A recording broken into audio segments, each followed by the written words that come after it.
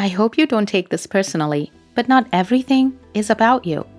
Ever felt like someone's words or actions hit you right in the gut? We've all been there. But what if I told you there's a way to brush it off and keep your cool? So in this video, let me give you some strategies to master the art of not taking things personally. Check your ego. I want you to imagine for a minute you're sitting at a red light.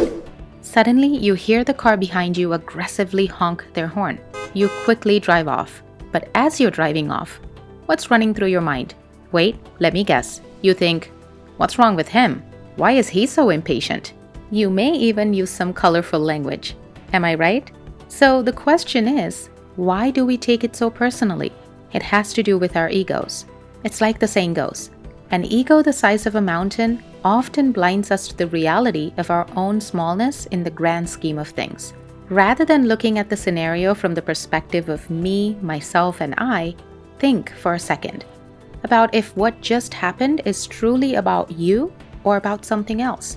Isn't it possible that the driver in the other car was in a hurry to get to the hospital because he found out his wife has been in an accident? Maybe he was running late to work and afraid he might lose his job. Or his car was running out of gas and he was just in a hurry to get to the gas station. Whatever the case may be, 9 times out of 10, it's not about you. So resist the urge to internalize things unnecessarily. Not only will this help you keep your own ego in check, but it'll also help you become more empathetic to what others might be going through. Let go of perfectionism. So here's the thing. Taking things personally stems from our deep desire to be perfect. Think about it. If someone says to you, hey, I think you should work on losing some weight. If you come from a culture that body shames people and makes people feel badly about being overweight, you're going to take offense to a statement like that.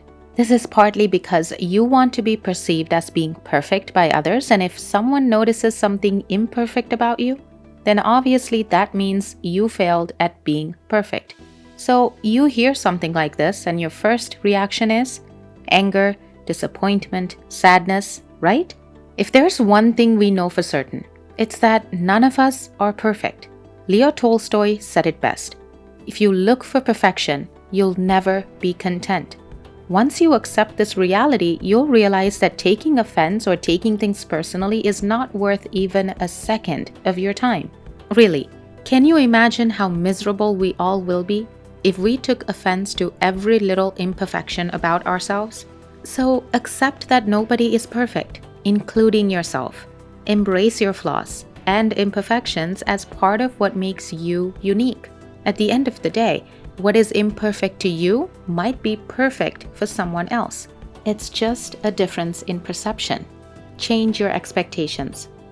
Do you feel let down by others? Maybe you expect someone to do something a certain way or be a certain way, and when they fall short of those expectations, you feel disappointed. The problem with high expectations is, well, it's one-sided.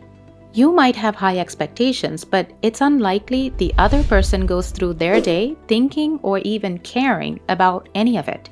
The same could be said for you too. Do you spend your time worrying about how to satisfy someone else's expectations? Probably not, right? Say you have a friend who you've always been there for, through thick and thin. You expect the same level of support and understanding when you're going through a tough time. But when you open up to them about your struggles, your friend seems disinterested and dismissive. You feel hurt and betrayed because you expected them to be there for you in the same way you've been there for them. Well, acknowledging that people are imperfect and may not always behave the way you expect can stop you from internalizing their actions or words. Instead, you can remind yourself that everyone makes mistakes, and it's okay to let things slide sometimes. Take the high road. Imagine you cooked a special meal for your partner, but instead of thanking you, they start criticizing everything you did wrong. Too little salt, too much spice, overcooked broccoli, you name it. It stings, right? Especially if you're still learning to cook. I get it. It's easy to take it personally when our insecurities are picked apart. You're going to have the urge to defend your cooking and get angry because your effort wasn't appreciated. It can be extremely satisfying in the short term. but in the long run, you'll regret it.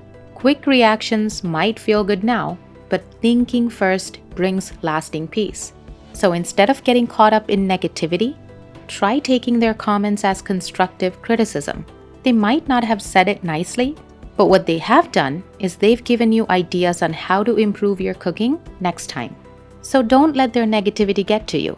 Take the high road and use their feedback to make your next meal even better. Check your assumptions. Imagine your partner comes home and seems a bit grumpy.